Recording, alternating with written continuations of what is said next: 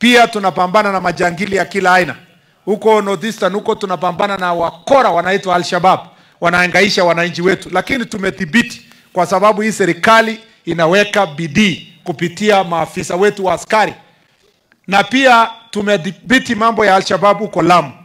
Pia katika Kerio Valley mambo ya banditry tumepunguza kutoka mwaka jana 2024 ilikuwa juu kuliko saa hii. Saa hii mwezi ya kwanza mpaka mwezi ya 6 ya mwaka jana tulipoteza watu 66 kwa mambo ya banditry. Lakini kutoka Januari mwaka huu mpaka saa hizi mwezi wa 5 pia kama mwaka jana imepungua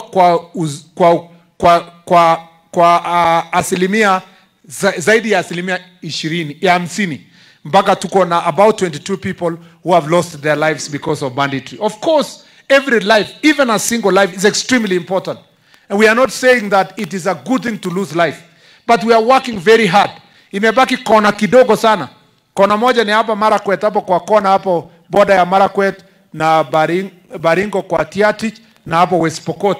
Na ingine kidogo mahali inaitwa Loruk kwa Baringo. Alafu kona moja uko Samburu. Ukienda mambo ya mahali inaitwa Kipsing huko chini Samburu North na pande za Samburu West kidogo. Alafu kwa Laikipia imebaki tu kona moja kwa Laikipia North ambao wanaenda kuhangaisha inaitwa Mukokodo Forest.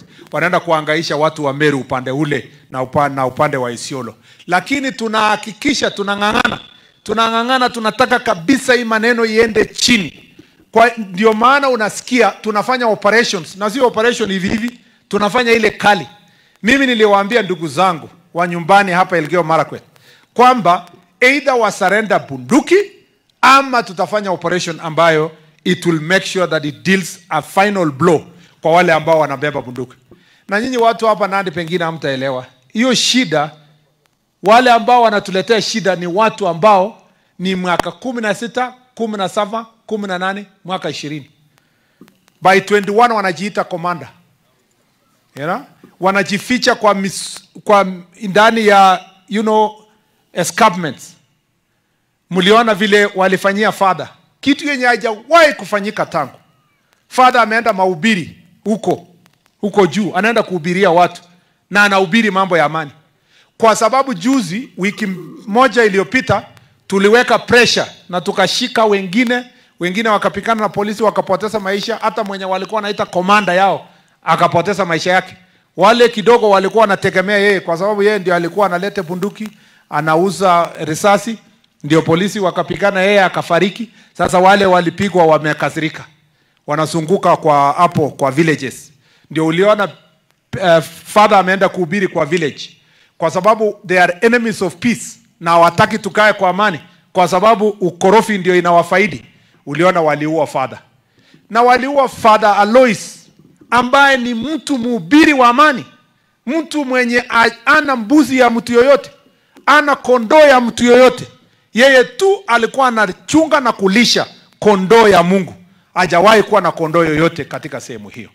Lakini wao walifanya hivyo kwa sababu ati wanasema tukiua watu kama Father Alois ati serikali itakuja meza kunegotiate na hawa bila kutoa bunduki kwa hawa na kupigana nao. I want to tell them to the face.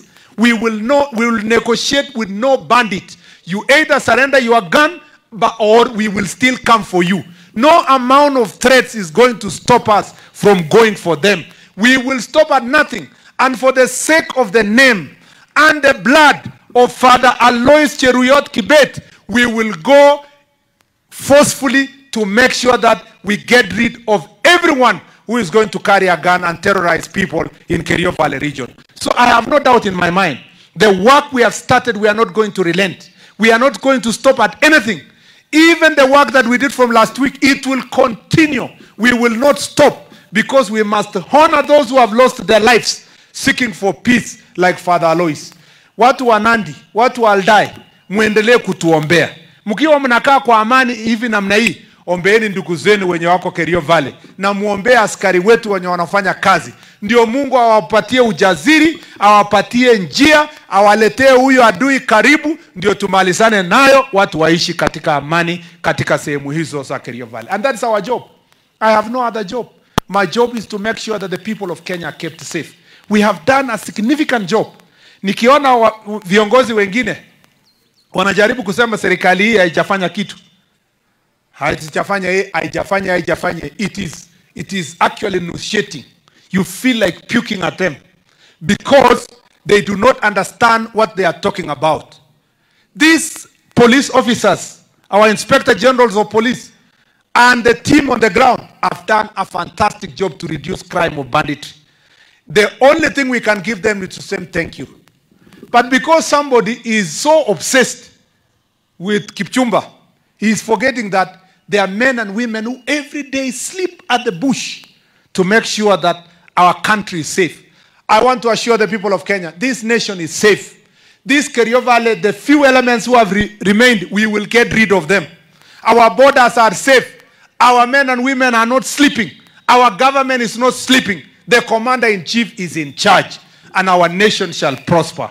And bandits and enemies and criminals will have no place to operate in. Mmesikia hiyo Kiingereza? Mmesikia hiyo maneno? Na vile mmevaa ni nyinyi ni watu ya Kiingereza. So,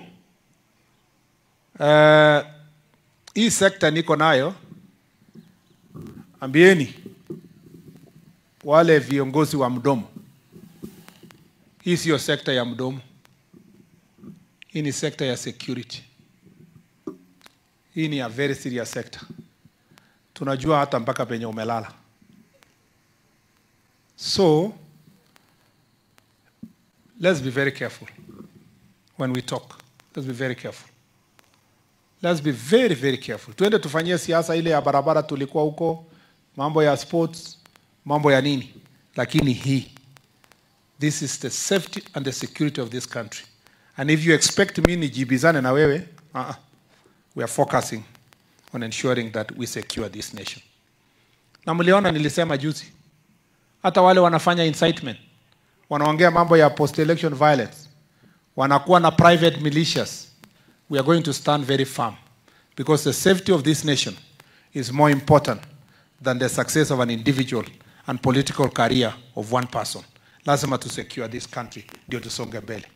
Watu wa Aldai nawapenda, asanteni sana, Mungu awabariki. Nimeongea hata imepita kiasi, bado tunaenda mkutano nyingine pale.